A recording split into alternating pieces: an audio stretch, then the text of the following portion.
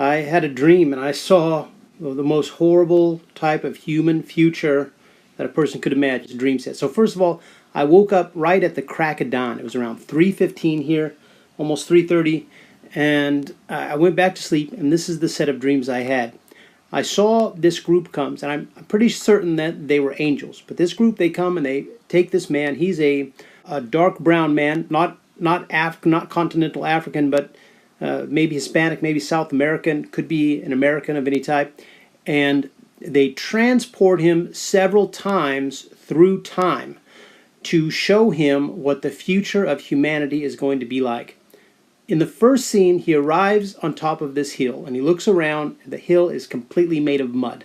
The only thing that exists on the hill is a kind of a Roman structure, but it's clearly been out of use for a very long time, and it's completely stripped of anything. All that remains are a foundation, a few columns that look of the Roman type, with these kind of vertical ribs on them, and then a very plain, looks like a concrete slab as a roof.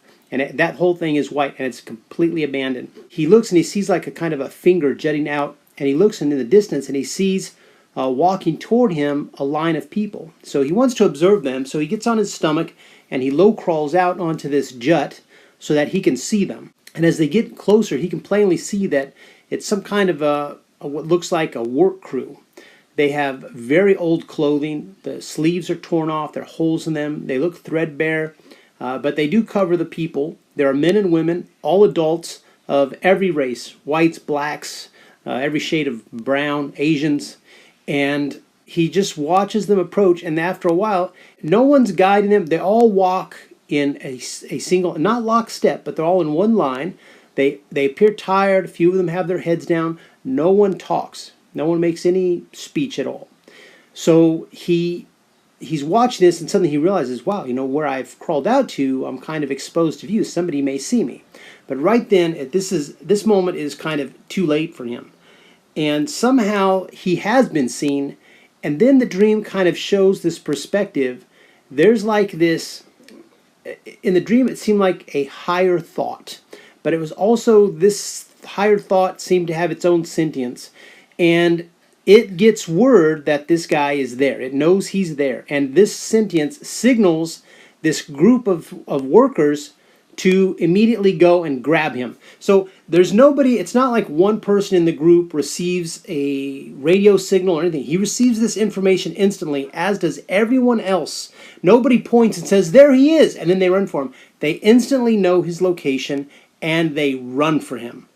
And he stands up and he says, ooh, I got to get out of here. So he runs away from them. But when he gets to the other side of the hill, he looks, and there are two different lines coming from different vectors headed straight at him. And in one of these lines, there's like a leader.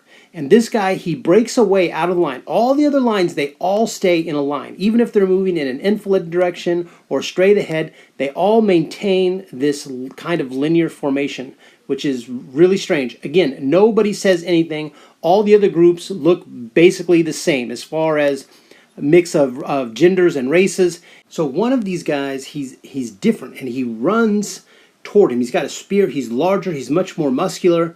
And as I see him, because of this connection with this higher thought, I understand that this guy is what in our time we would call a collaborator.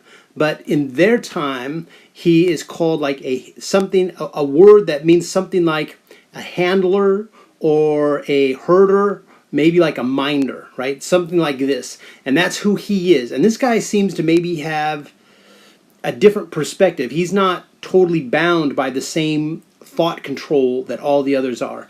And he runs out of the line. And he's the only one in this whole scene that behaves any differently than everyone else in his group. So, but he had some kind of a different relationship. He was like a sellout. Like he was willing, he preferred the aliens or something somehow. And as I'm kind of seeing all this information, I see a picture that represents this higher mind. It turns out it's not totally a hive mind, like a collective mind, but it is more like a controlled mind. So that there's, like in a computer system, you have one computer that sets the time for all other computers so that information packets can be coordinated and whatever else. And that computer is called the master, and all the others are called the slave. So in this kind of a system, this hive mind system, this entity that I see, he's the master and all the others are the slaves. And this guy looks basically somewhat like, if you ever saw The Land of the Lost, the Sleestack, the lizard men characters. And this thing had a flat nose with widely offset nostrils, a jaw that jutted out about, if you look at a modern lizard, like the small animal, the reptile that crawls on the ground, about a fourth of the ratio that thing's jaw juts out from in front of its eyes. So he had like a big snout there, and his head was kind of tapered toward the top, and he was covered in green scales. And I only saw his face, his mouth, his jaw, part of his lower neck, and then out toward his shoulders, kind of like the old Roman bust might show. And I saw him, and this guy, again, he didn't move his mouth or anything, but he was the one communicating, and he's communicating to them this simple will: get him, get that guy. And this guy, when they see him, they realize that he is not in the hive mind, that he's not integrated. And there's a word they call him, which means something like a rebel, but they have a term for him, and to them, it's a very bad term. Even though they're humans, they see the free human as an enemy, and they all run to, and they're faster than this guy. He's a healthy, not overweight in any way, youngish looking guy, maybe 27, 30 could be, maybe 35, I don't know. But this guy, he starts running, and he looks at the angles. These other three groups are approaching him, and he chooses another angle, and then he sees others coming from even more distant places, and he's like, there is nowhere to run. Everywhere he looks, there's a lot of mud everywhere. There's some green off in the distance, but where he is, it's all mud. And the most open place, he realizes, is just deep mud, and he realizes he can't run through that. So he picks one direction, and he runs off in that direction, and right then, he gets transported out. So before they catch him, he gets transported out, and then he goes to a new scene. And at this new scene, there's this huge kind of a metal building. I mean, it's very large. I don't think I've ever seen a metal building so large in my lifetime. But people are going in and out through these doors, so he goes in. And inside, he sees this very large bazaar. It's a marketplace. And it seems like all the little booths and stalls are somewhat, however you want, kind of built. They're built of this or that. Some are open, some aren't. And he walks through this bazaar. It's very busy. There are a lot of people in there, people selling all types of things. And he sees a place that's selling some clothes. And as he walks up to it, there's a black man who walks up and he says, hey, what can you tell me about these hooded sweatshirts? And the time traveler, he looks at the black guy, and even though he doesn't work there, he says, well, what do you like about this shirt? Let's look at it.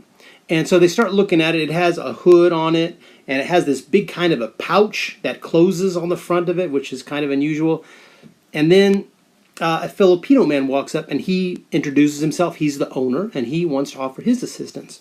So the time traveler, he says, what are these two holes for? So kind of between the seam on the shoulder and where the hood is attached, in line with the top seam, there are these two holes, and it's not.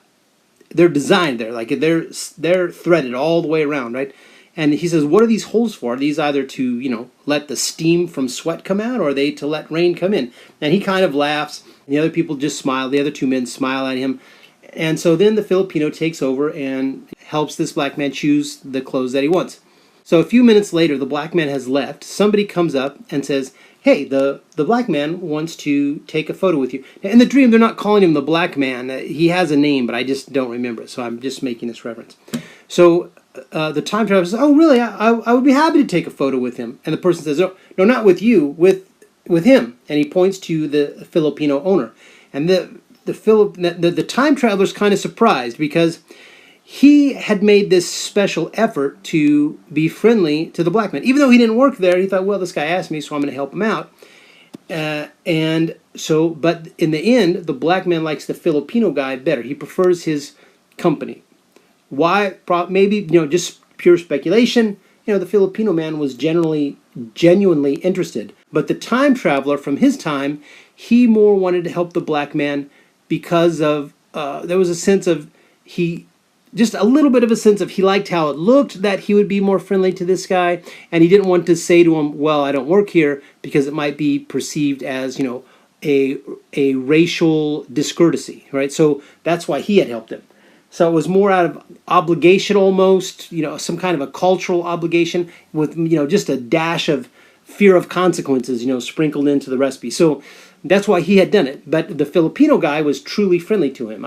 This black guy said, yeah, come take a picture with me. And so this guy was kind of, he was hurt a little bit by that. And it surprised him. Like, he didn't understand how it went that way. But at this time, he looks and he notices that in the booth next to him, there's a big white woman. She's got this big curly hair. She might be in her 50s somewhere. She's very heavy. And she takes a careful step up onto her little shop that is, you know, one step above this other guy's.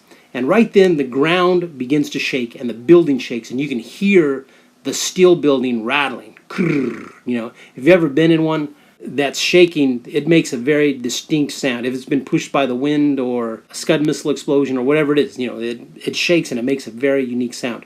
And someone yells, earthquake, and then people start screaming, running, yelling. Now, the time traveler, he kind of sticks to his place, and the scene kind of quickly advances through time. And what you see is that the market resumes, and then later there's another small earthquake, and then it resumes again, and then there's another small earthquake, and then there are a series of earthquakes, and then the man quickly moves forward, and he comes to a time, and time stops again, and, well, it goes back to regular speed, I suppose you'd say, and he looks around. The market and the entire huge building are completely empty, and he's standing in front of the Filipino's little space, his stall, where he used to have his wares.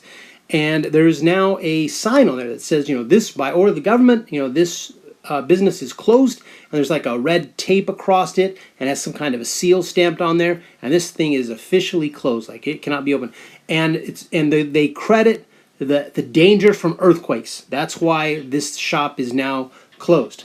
So now that scene ends, and the time traveler, he moves again. And he moves again to a place that looks like it might have been the first place, but at a much earlier time. So he arrives there, and again, there are these dilapidated buildings. They haven't been used in some time, but they still look serviceable. Like, you could move in there and you'd be protected from wind and weather and rain, but no one's using those houses. And also in this little environment, there is these kind of barricades over anything that looks like it might be not the main avenue. So a side door, a side alley, a space between buildings, they're all blocked off. So it makes this community look like almost like a prisoner community. Like the people who were there weren't permitted to freely travel wherever they wanted. But that is not this time. That time was sometime well before this scene. And these people, and so a group arrives, and they don't notice the time traveler. So maybe he's invisible to them or something. That's pretty much how it seems, like he's just watching this scene and rather than interacting in it as the very first one. So one guy comes up, and he seems to be the leader a little bit. Maybe he has the most social charisma. But he grabs one of these metal barriers, and he pulls on it with his weight. And then the other people start this creates a little bit of a gap, and the other people start stepping through. And as they're stepping through, this black man, he comments, he says, who would have known that this is what it would take to end racism? And this blonde woman who's stepping through, right as he says that, she says, really? And they all kind of start laughing together and just enjoying a moment with themselves. So as they go through this crack, they all start walking into what is kind of hidden by some bushes and hidden by the buildings on this main kind of avenue of this small town where they are, a makeshift kind of a shelter. And it's all made from basically looks like plywood. It could be a really large chicken coop. So there's like individual spaces, and this is where the people live. But there are no personal belongings there. There's no running water. There's no electricity, no pictures, no mattresses, nothing. And it seems like maybe these people only use this place at night, and during the day they hide elsewhere. That was that scene. And as they're walking in, somehow this kind of a backstory goes through the mind of the traveler who's witnessing the scene. And what he sees is that some powerful race of alien beings, right, a different race of creature, came to the earth and started a huge war. And at this point where they live, these people are considered rebels. So in the first dream, they had this term for the guy who wasn't integrated into the hive mind. And now in this scene, these people are not integrated, and they are this kind of a thing, this rebel. Except they're not fighting them, they're rebelling against joining by not joining, by remaining free, by avoiding capture, by avoiding enslavement, mind enslavement, labor enslavement. And I also understand that there are other people, and I see these people, and they move sometimes to different towns. They try to hide under trees a lot. They like to stay in forested areas. And that's basically who they are. These people are a rebel group.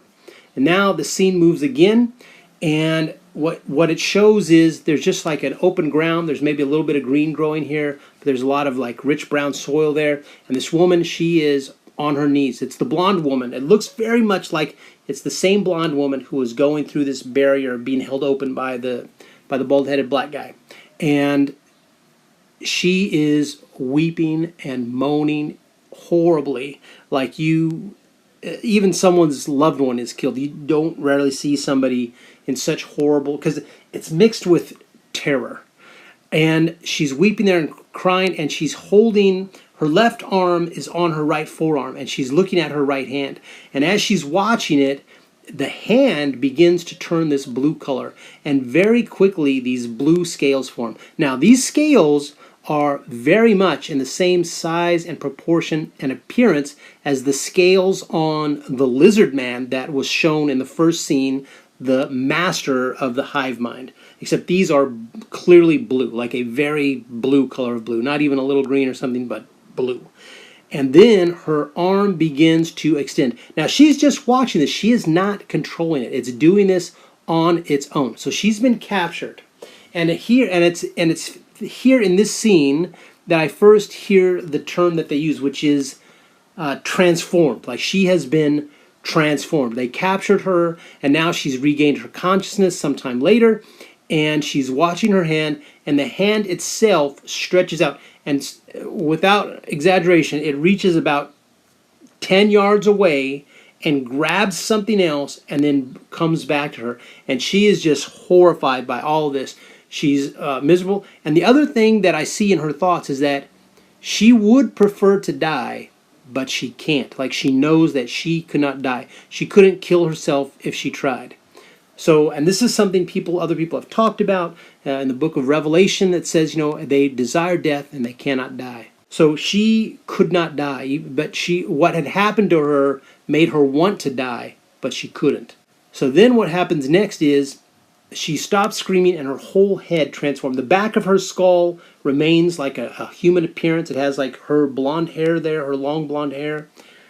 Collar length blonde hair, but her face transforms. It stretches out, it turns blue, the blue scales appear, but also this very large beak, and it looks like she has a face basically like an eagle. And her face is transformed. So she's mostly a humanoid, but she has this blue hand that stretches like Elastic Man, and she has this face like an eagle. So, and for her, it's this really horrible experience. Like, it is just devastating for her to realize that, she had tried so hard and worked so long to avoid capture. This was the worst thing in her imagination that could ever happen to her. So in the next scene, they show another woman, and this woman has a different transformation. And when her hand stretches out, it turns into something that looks like a kind of a yellowish, Caucasian skin color, something that looks like a cross between a starfish and a frog. And on this starfish, it has a big mouth that looks kind of like an artichoke. Like if you strip away all the vertical leaves off an artichoke and you just have the flower at the bottom, the mouth looks kind of like that. And this mouth extends out like a sturgeon fish and tastes the dirt. Like that's what it does. It tastes the dirt. And this little frog starfish thing, it sends back a mineral analysis of the dirt to the hive mind. So this particular transformation has a purpose to the hive mind, like it has a function. so that it can serve them better. Like, that's the purpose of the transformation. It's not a torture. It's to make them. It's to make better slaves, make better workers. And it's here that I understand a little more in this scene that this hive mind fully controls them. The blue stretchy hand, that was controlled by the hive mind. It did what the hive mind wanted. The person did what the hive mind wanted. But she was still in there. Like, her sentience or whatever was still along for the ride. Now what happens is the scene kind of shows, it goes forward and it shows that this woman, eventually she accepts her fate. Like, she becomes the person with the blue face and the hand that stretches and does different things. Like, she becomes that person. She accepts it and she lives that life. Now the scene changes one more time and it shows one more transformed person. He looks the same as a normal man would. And he's sitting somewhere, he's sitting in the dirt, so he's relaxing, and near him there's a black-skinned man, and he's squatting on his haunches, and the black man asks him, he says, so you never knew you were gay until after you were transformed? And the Australian man says, no, I really never knew it. And here you kind of see the backstory of the Australian man. Same as it happened with this other group in the, abandoned town. There's a backstory shown for this Australian man. He also had been spending a lot of time in thick jungles. He had spent some time in makeshift villages, abandoned towns as well. He had lived like this. And in all of those situations, he was with groups of other people. Again, all adults, mixed races, men and women both. And in all of those, he always preferred women. He was always interested in women. Never once had it occurred to him that he might be gay. Never once had he looked at another man and been interested. But now he tells this other guy, he said, yeah, I really had no idea, but now I understand this is who I am. I fully embrace it. So for whatever reason, some reason I don't understand, except if you consider something like Aleister Crowley's kind of sex magic, the things that they did to open portals for demons, there might be a purpose for this. So the guy says, yeah, now I know that I'm gay, and this Australian man, he believes that he was always gay and he just didn't know it. Like, he doesn't question this in any way. His complete mind, his desires, everything has been rewritten. That was part of his transformation. Maybe all of it, because it doesn't show anything else. And that is the end of the dreams. And so it's clear in these dreams that there is this component of race. Like, the race hatred amongst mankind is a big problem. Like, if everybody would just receive Jesus, have the peace of Jesus, have this oneness with God, we would all see each other, well, at least closer to the way that God sees us, as His children, as people worthy of love. And we wouldn't have these fears and this hatred, and we wouldn't have wars, because what I see in all my collections of dreams, and I've had other dreams that are somewhat similar to these, I'm not going to discuss them now, but this isn't a one-off. This isn't the only time I've ever seen a future where humans are transformed into something else. And I'm going to add a clip at the end of this video showing you a film from 1986, Jeff Goldblum, The Fly, and some of the things they say. It hints toward this. We now understand there's so much predictive programming. Well, in television we see transformation. There are recent serials in which aliens control the world and they cause people to be transformed. By the way, my first human transformation dream was before I ever saw any type of a show. Well, not before The Fly, but it hadn't. But The Fly is based on a science storyline and not on an alien invasion storyline, so not the same. So these are warnings from God. I've prayed about it, and we really need to transform our hearts. Or this is not the absolute future. We can have a different future if we will learn to behave. There have been a few times where angels talk to me in dreams, and they say, 500 years from now, 500 years from now. And I'm always wondering why they talk about 500 years from now. And I think that we are in the opening phases of what is going to become 500 hellish years for humanity on this earth. And I think that at some point, 500 years from now, people regain their freedom and they are again set free. We want to avoid that. We don't want another dark ages in the history of man.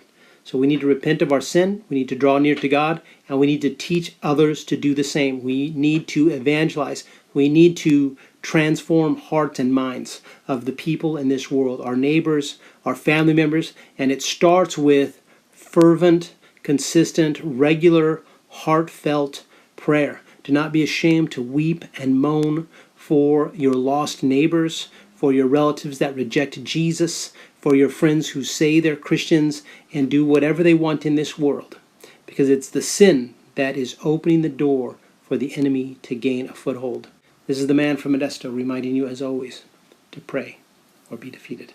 Sorry, I have 3 other interviews to do before this party's over. Yeah, but they're not working on something that'll change the world as we know it. They say they are. Yeah, but they're lying. Molecular decimation, breakdown, and reformation is inherently purging. Those weird hairs that were growing out of your back, I had them analyzed. But they were definitely not human. No! You're afraid to be destroyed and recreated, aren't you? You're changing, Seth. Everything about you is changing. Oh, no. What's happening to me? Am I dying? Wants to turn me into something else. I'm afraid! Don't be afraid! No. Be afraid. Be very afraid. Help me. Please, help me.